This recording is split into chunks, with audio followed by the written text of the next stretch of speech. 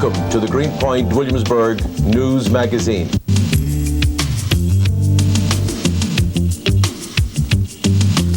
Neighborhoods today.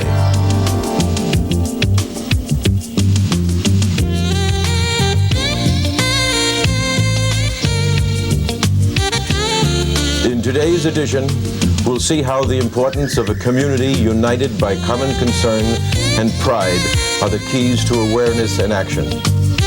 To discuss some of the community's pressing medical concerns, Dr. Leon Nadrowski will be joined by reporter Michael LAVEGLIA.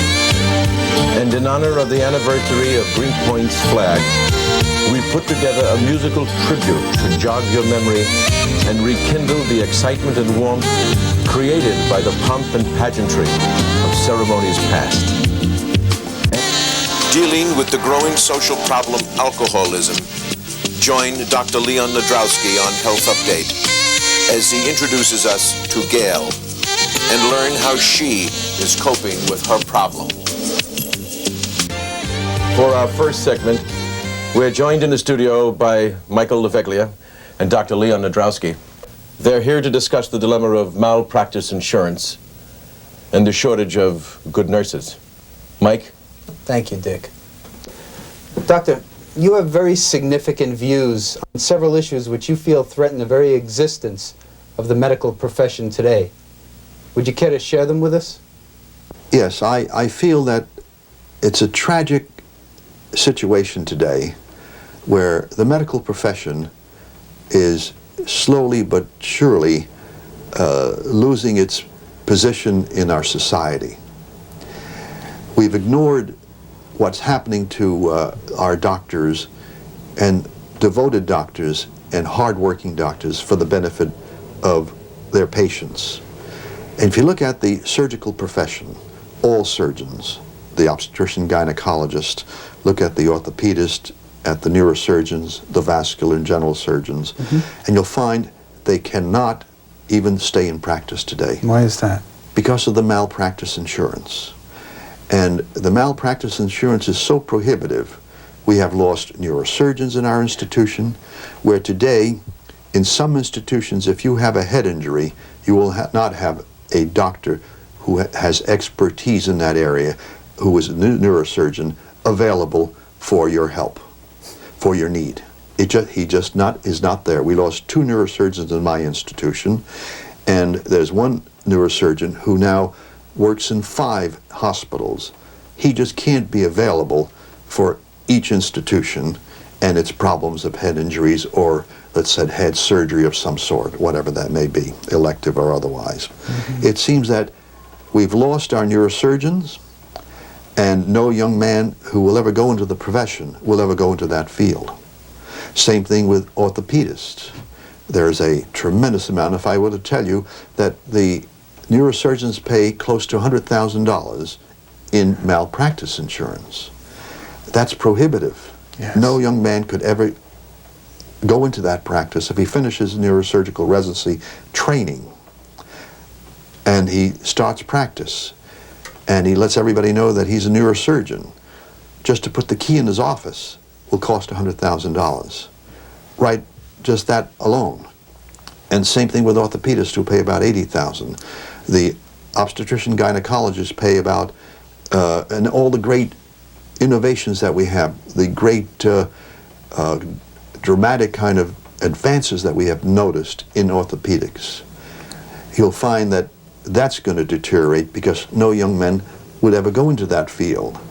And the growth in that area is going to be lost.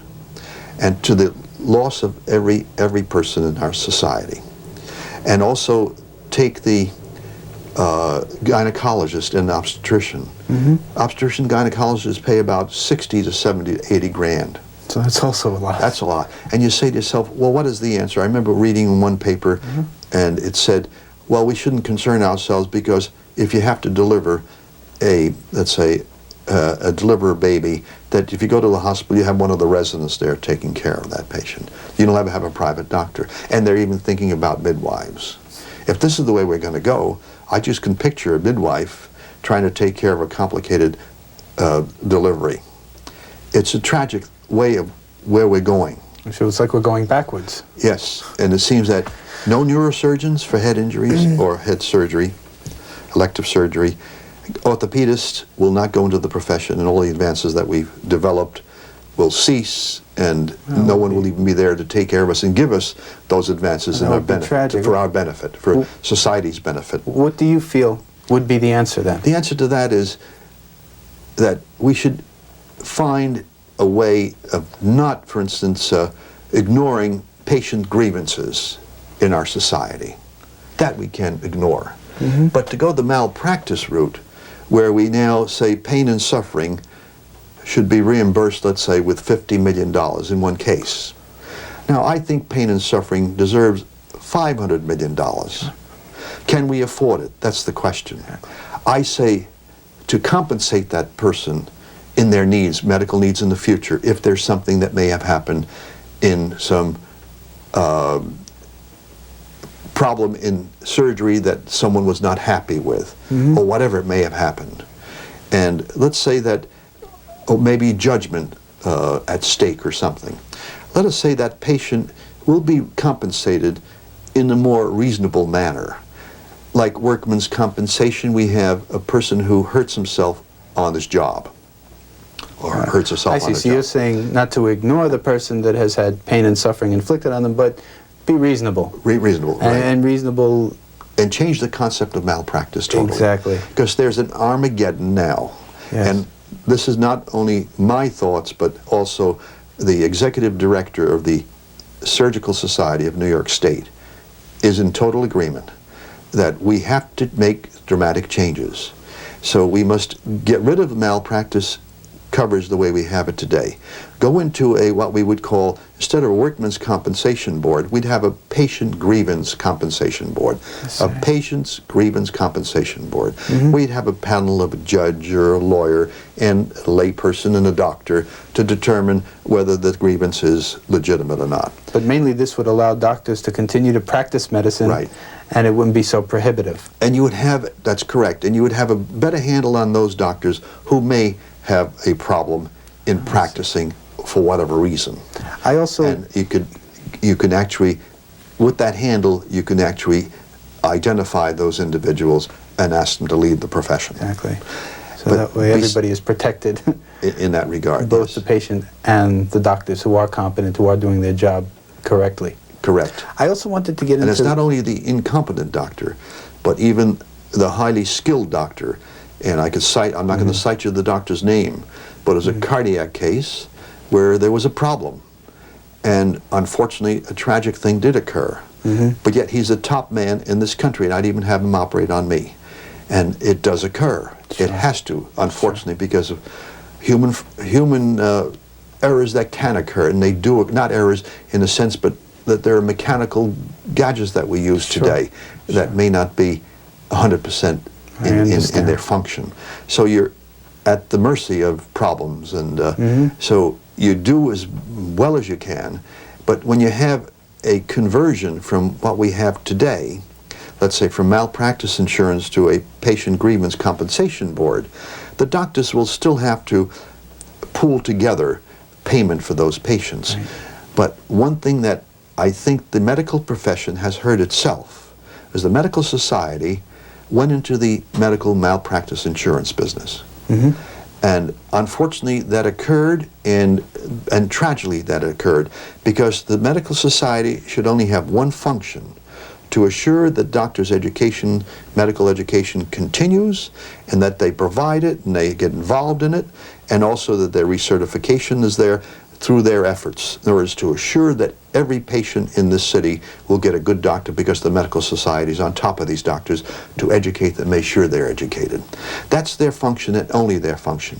For them to drop that and go into the medical insurance business when professional insurance companies didn't want to give us malpractice coverage, I think that was the tragedy, and that hurt our profession. We ourselves in our own profession have hurt ourselves.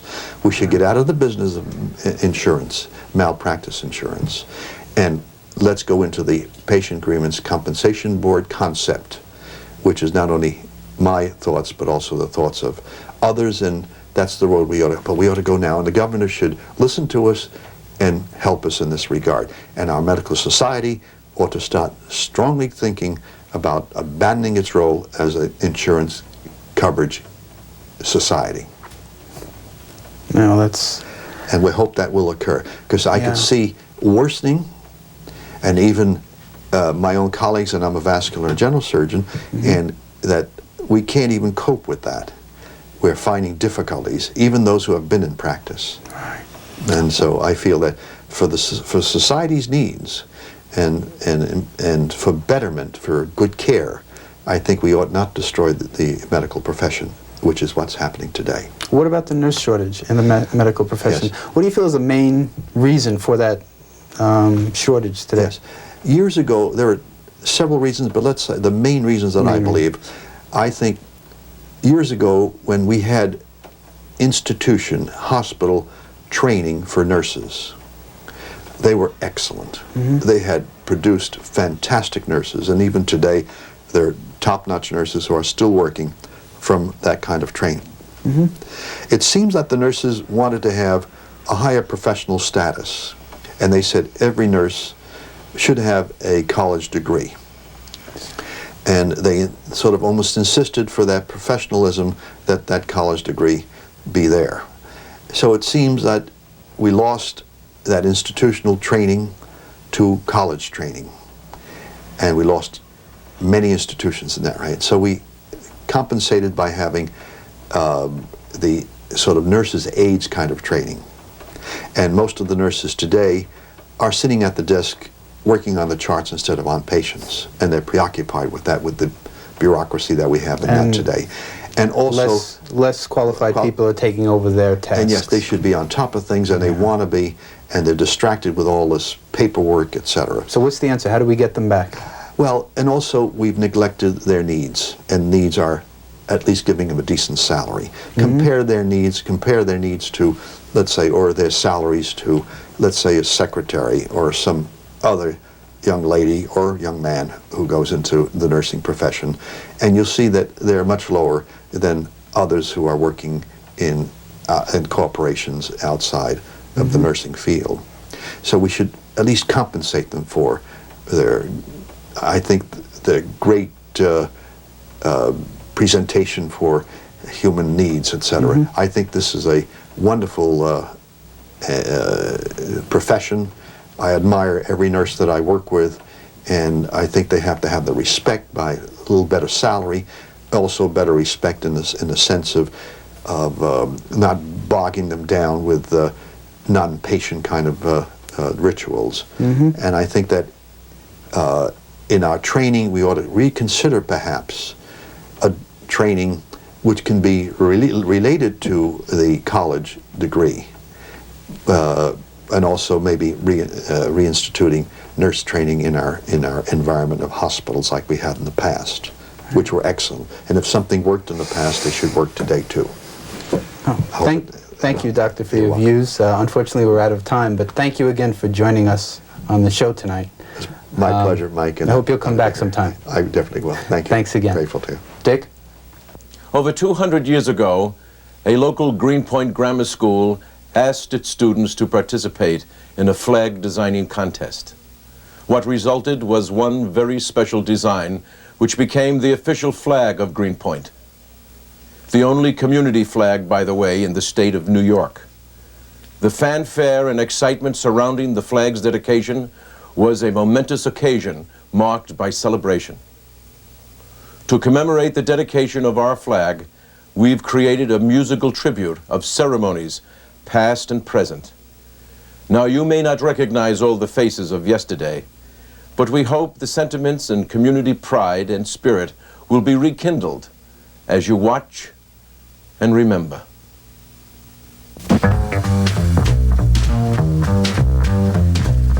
Move over, sun, and give me some sky. I've got me some wings, I'm eager to try. I may be unknown, but wait till I've flown. You're gonna hear from me. Make me some room, you people up there on top of the world. I'll meet you, I swear. I'm staking my claim. Remember my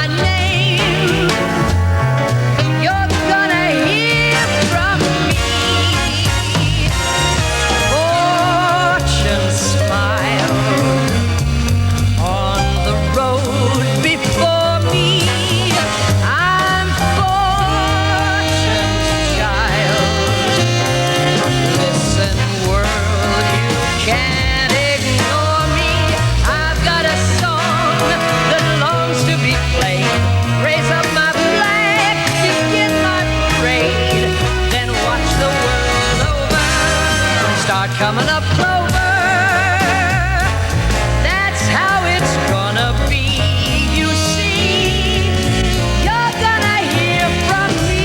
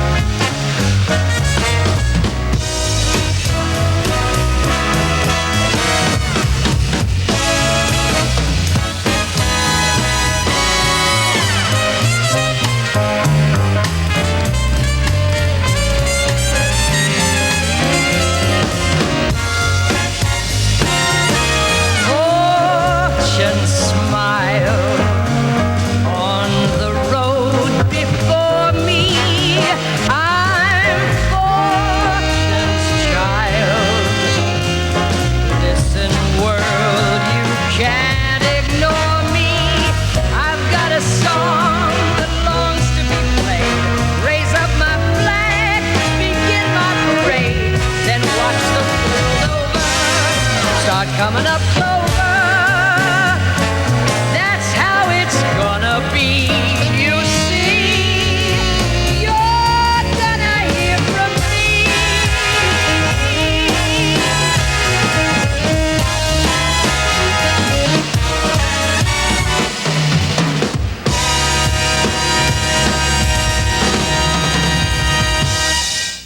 Just as our national flag symbolizes one nation joined together, GREENPOINT's flag embodies that same pride on a community level.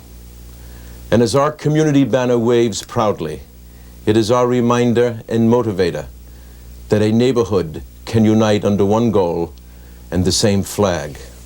Right now, the COVID-19 vaccines are available to millions of Americans, and soon they will be available to everyone. This vaccine means hope.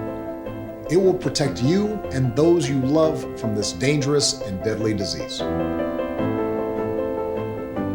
I want to go back to work and I want to be able to move around. To visit with Michelle's mom, to hug her and see her on her birthday. You know what I'm really looking forward to is going to opening day in Texas Ranger Stadium with a full stadium. We've lost enough people and we've suffered enough damage. In order to get rid of this pandemic, it's important for our fellow citizens to get vaccinated.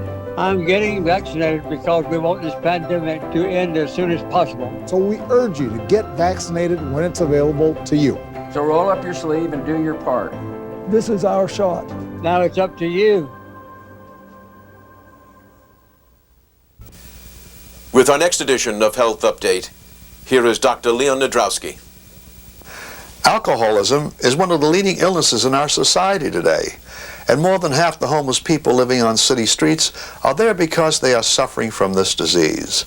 In this segment, we will introduce you to GALE, a recovering alcoholic, to learn how she is facing a problem and helping others face theirs. Hi everybody, my name is Gail and I am a happy and a grateful alcoholic. I'm holding a coin in front of me that says AA. That's Alcoholics Anonymous, and to me it means alive again. And it says a day at a time. That's the way we do things in the program, one day at a time. I drank for 20 years. I lived in the street for 8 months. When I lived there, I scrounged for food. I also drank in the street. When I drank, that was my love, that was everything to me. I met people who drank the way I did. And we slept in parks, rooftop landings, hospitals, boardwalk, Anywhere I put my head down was home. I had keys, but I never had a place to put them into when I was out there. I didn't like it out there that much, but I had no choice in the matter because we couldn't pay our rent and we drank too much, so we got thrown out of our building. I have very, very special friends in my life today. I have 3 sponsors, and each and every one of them are very good. They helped me out a lot. And when my sponsor passed away, I didn't have to pick up a drink over it. I lost a lot of people in sobriety. I lost my aunt when I was 8 months sober. I lost my sponsor when I was 4 years sober. I lost my father. I lost my mother. I lost my son, who was 22 at the time, an overdose of drugs and alcohol. And he never saw 23.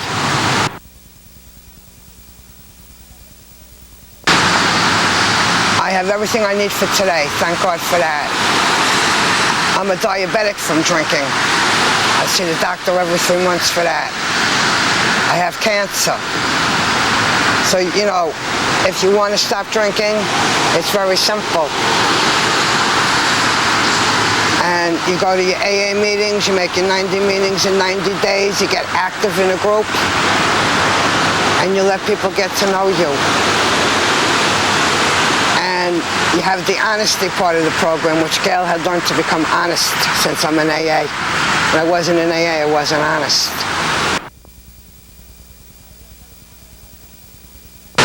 I love any kind of weather. The rain doesn't bother me, the sun. It's just one beautiful, beautiful thing. I smell flowers today. When I drank, I couldn't do that. I like to watch little kids play, which I didn't do when I was drinking. It makes me feel good. I saw a baby a couple of weeks ago take his first step, which I never saw my son do because I was drinking. And it's just beautiful, you know? And AA taught me 4 things: how to live, how to love, how to laugh, and how to cry. And I always end my qualification with, if nobody told you that they love you today, I do. And thank you. There are millions of people just like Gail. If you or someone you know feel you may have an alcohol problem, don't hesitate in seeing your doctor or one of the many organizations available for help. Our lives have been turned upside down by COVID-19. When a vaccine becomes available, it's critical that all of us get it. What we do as individuals will impact everyone's health, including those who can't get the vaccine. We won't get through this unless everyone takes part. Now is the time to get up to date on all recommended vaccines for both kids and adults. Experts say it's more important than ever for everyone to get their flu vaccine this year. And if you're older, you should get both the flu and pneumonia vaccines, since both illnesses can make COVID-19 even worse. Vaccines are available at a lot of convenient places, so be an example for friends and loved ones and encourage them to get vaccinated too. We all want to reunite, travel, and get back to school and work, but that means we all need to get on board. This is the time to do what's right for each other. Get vaccinated. It's our best shot.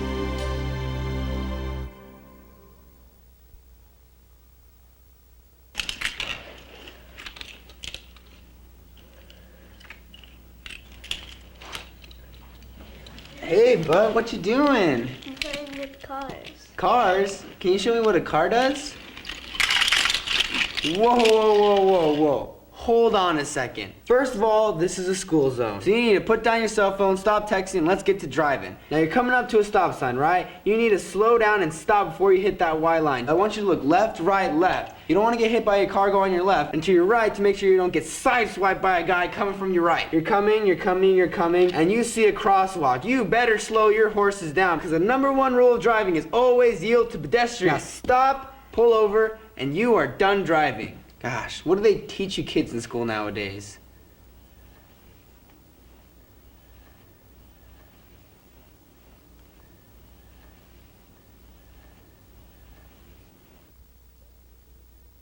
That's it for this edition.